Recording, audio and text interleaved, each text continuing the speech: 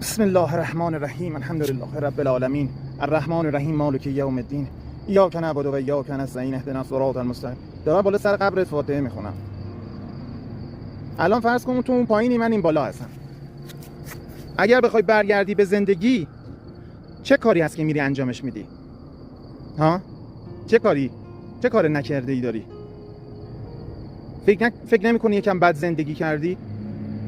فکر نمی‌کنی زندگی یه بازی خیره کننده بود که میتونستی خیلی قشنگتر زندگی بکنی و با تمام این تدبیر و استدلالت گوه زدی بهش؟ هر بار که تسلیمم در کارگاه تقدیر، آرامتر از آهو، بیباکتر از شیرم. هر بار که کوشیدم در کار کنم تدبیر، رنج از پی رنج آمد، زنجیر پی زنجیر.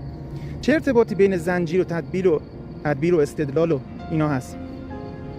چه ارتباطی بینه؟ شاعر می‌خواسته چی رو به ما بگه؟ چه کدی رو می‌خواسته به ما بده؟ ها؟ حالا که رفتیم اونور، کدا برات باز شد، نه؟ می‌خواسته بگه زیاد جدی نگیر، بازی کن. همش دنبال پول بودی، خودتو کشتی.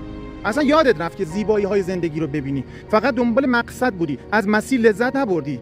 واقعا خدا رحمتت کنه. آدم خوبی نبودی، خوب زندگی نکردی. با همسرت مهربون نبودی، با بچه‌هات مهربون نبودی، با همسایه‌هات مهربون نبودی، سخاوت و رفعت و بخشندگی نداشتی. همش تو کینه و حسادت بودی. چش هیچ کس رو نداشتی که پیشرفت کنن. پیشرفت هیچ کس رو نتونستی ببینی تو طول زندگیت. رشد هم نکردی. الان رفتی اونور دیدی هیچی به هیچی، نه؟ همشو بهت نشون دادن، نه؟ خیلی حسرت می‌خوری، نه؟